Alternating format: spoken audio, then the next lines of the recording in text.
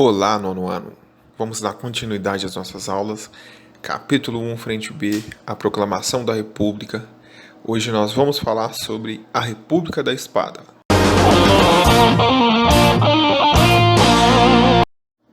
A República da Espada. A primeira fase do regime republicano brasileiro tem esse nome, né, a República da Espada, pelo fato dos dois primeiros presidentes serem militares, Marechal Deodoro e Marechal Floriano Peixoto, tá bom? Vamos iniciar então falando sobre o governo provisório de Deodoro. Assim que proclamou a República, né, deu um golpe de Estado aí, mandando a monarquia lá para o exílio, o governo de Deodoro, né, iniciou com algumas medidas, precisava fazer algumas alterações, né, e uma delas foi a questão dos símbolos nacionais, tá? Em primeiro lugar, nós tínhamos uma bandeira, né, que é uma cópia da bandeira dos Estados Unidos. Só que essa bandeira, pessoal, ela durou pouco, ela durou cerca de 4 dias, mais ou menos, ela não chegou a ser oficializada, o próprio Deodoro não gostava, né, dessa bandeira por ser uma imitação aí dos Estados Unidos, e o que eles fizeram? Eles pegaram a bandeira do Império, mudaram mais ou menos ali só o centro da bandeira, colocando ali como destaque, né, o símbolo do positivismo, ordem e progresso, né, as estrelas ali representando os estados, mas no geral é uma cópia da bandeira imperial, só que com um lema positivista no centro, tá? O outro símbolo que é muito importante também é o símbolo da República Federativa do Brasil, tá? O brasão da República, que tem ali na data da proclamação da República uma arma, uma espada, né, bem ali no centro, tá bom? E o fumo e o café ao lado ali, que simboliza as riquezas nacionais, tá?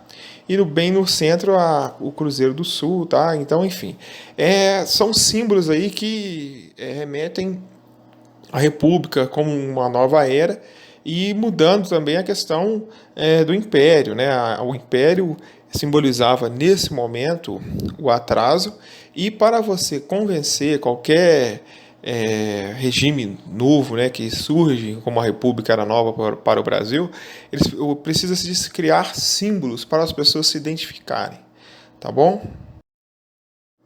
Iniciando a República era necessário uma nova Constituição, tá? Lembrando que a primeira ali foi em 1824, então nós teremos agora a nossa segunda Constituição, que foi a Constituição de 1891.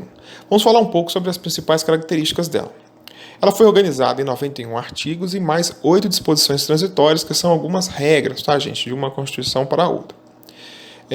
Podemos citar, em primeiro lugar, aqui, a criação dos 3 poderes, executivo, legislativo e judiciário, tá? Com um sistema presidencialista de governo. O que foi mudado aqui em relação à Constituição de 1824? Primeiro, não temos mais um monarca, né? Não tem mais um imperador aqui, agora é um presidente, né, que tem que ser eleito, enfim. E também a extinção do poder moderador, que era aquele poder, né, o quarto poder, o poder que estava acima, né, de todos os outros poderes, tá bom? O próximo ponto foi o fim do voto censitário, tá? Aquele voto por renda.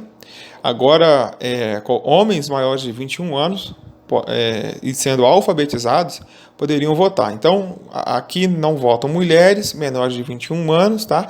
E também analfabetos. Lembrando que esse período aqui, a grande maioria da população brasileira ainda era analfabeta. Então, essa questão do voto aqui, ele não abrangeu assim uma grande massa da população brasileira. Outro ponto é a separação entre igreja e Estado, tá bom? Então, o Estado laico, o Brasil agora não tinha uma religião oficial, tá? O casamento que passou a valer mesmo no civil, tá? O casamento na igreja é mais questão de tradição, um símbolo, tá, da nossa sociedade, mas o que serve para o Estado é o casamento civil, ok? Autonomia dos estados, conforme almejava a elite agrária ao apoiar o republicanismo, tá? Isso aí é o federalismo. Os estados têm a sua autonomia, eles têm que seguir a Constituição, porém eles têm a sua autonomia, tá? Eles têm a sua própria Constituição, né? Cada estado tem a sua Constituição, só que eles têm que, sem ferir a Constituição federal, ok? A política do encilhamento. Encilhamento foi uma política econômica implementada pelo diplomata, escritor e também ministro da Fazenda, Rui Barbosa, tá? Essa política visava transformar o Brasil num polo industrial. Para tanto, o objetivo da política do encilhamento era estimular o crescimento econômico. Mas como que ele ia fazer isso? Ele passou a incentivar a emissão de papel moeda e, ao mesmo tempo, impulsionar a industrialização e a modernização do país, por meio da expansão da agricultura e do comércio. No entanto, essa proposta provocou uma acelerada inflação, desvalorização da moeda nacional, aumento da dívida externa, boicote de empresas fantasmas, créditos livres sem fiscalizações, arroz salarial, aumento de desemprego, juros, falências, tá? Então foi desastrosa, né? Resumindo, você não pode, nenhum país pode emitir papel moeda sem lastro. O que é isso? É quando você emite uma quantidade de papel moeda, né, de moeda circulando dentro do seu país, maior, ou no caso aqui, menor do que a riqueza total do país. Tá? É como se você estivesse pagando, né, as pessoas com cheque sem fundo. Tá? O Brasil tem determinada riqueza X, ele não pode emitir mais do que aquele valor, mais dinheiro do que o país tem. Tá? A crise do governo. Uma vez promulgada a nova Constituição, foi realizada a eleição presidencial indireta, tá?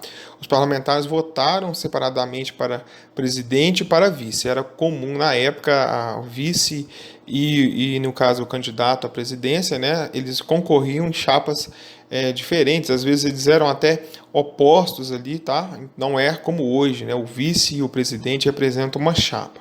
Tá bom? Mas essa eleição, né, acabou sendo vencida pelo Deodoro da Fonseca, tá? Ele que era o governo provisório, continuou, agora foi o presidente constitucional e tinha como vice Floriano Peixoto. O problema é que ao longo do ano de 1891, o presidente ele foi se indispondo cada vez mais com os parlamentares brasileiros. Isso porque Deodoro da Fonseca ele tinha uma forma de governo, uma forma de governar autoritária. Ele não tinha por ser bastante autoritário, ele não tinha um certo tato, um jeito, tá? Político, né? Todo presidente, né? Todo governante, ele precisa saber articular com o Congresso. Ele não pode querer governar com as coisas que estão na cabeça dele. Eu quero isso e vai ser assim, pronto. Não. O presidente precisa negociar com o Congresso, porque ele precisa do apoio do Congresso.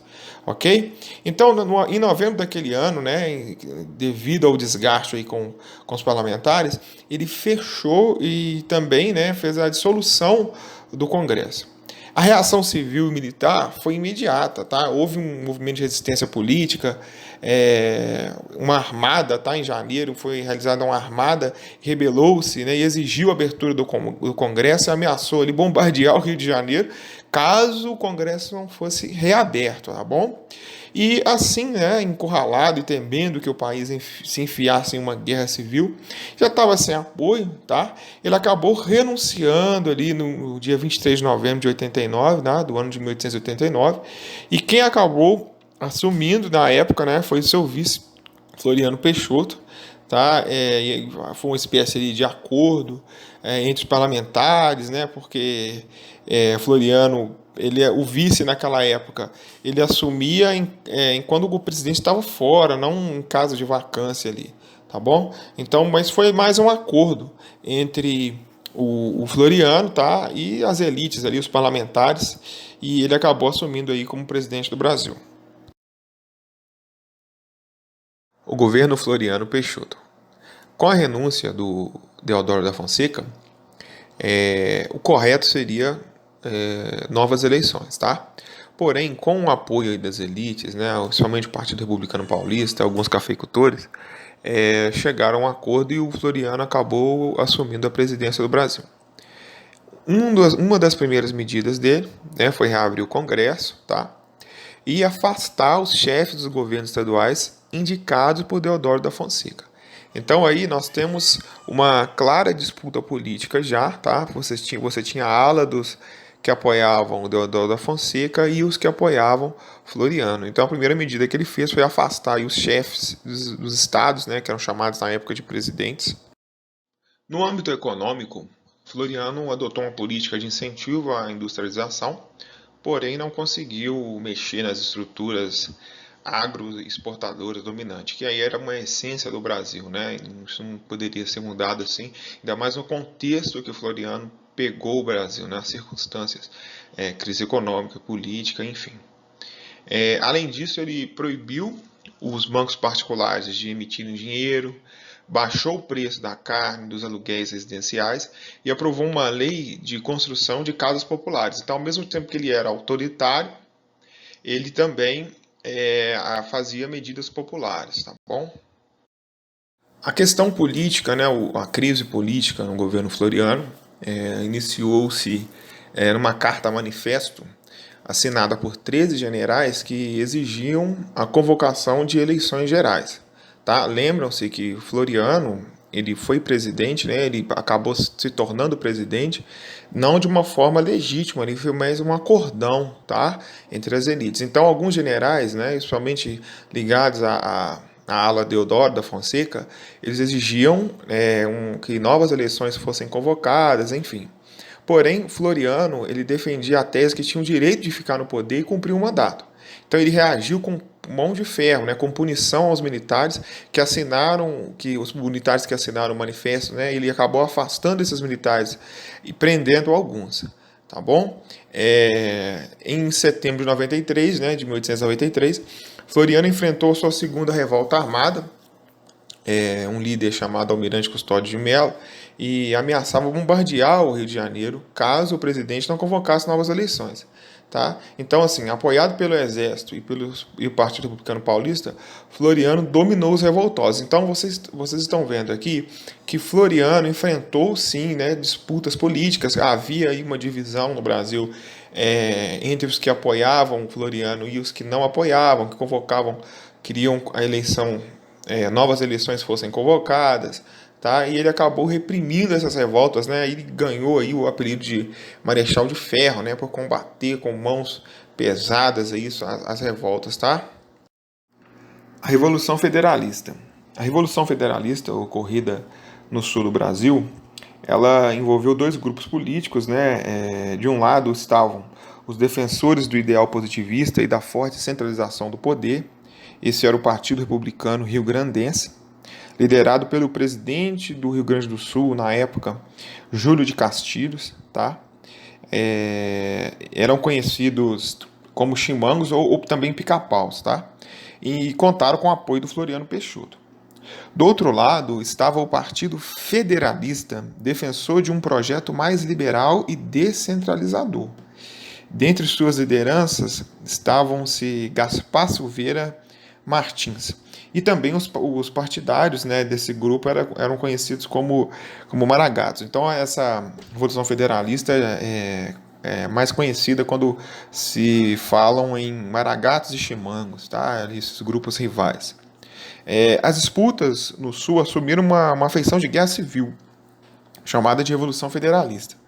A partir do ano de 1893, quando as forças federalistas pegaram em armas contra o governo estadual, chegaram a ocupar, na época, os estados do Rio Grande do Sul, Santa Catarina e também Paraná. Essa revolta ela só foi terminar no ano de 1895, então ela ultrapassou o governo Floriano, tá? Foi durante o governo do primeiro presidente civil, Prudente de Moraes, e as tropas federalistas foram derrotadas por meio da união entre contingentes do governo central, tá? E das tropas estaduais.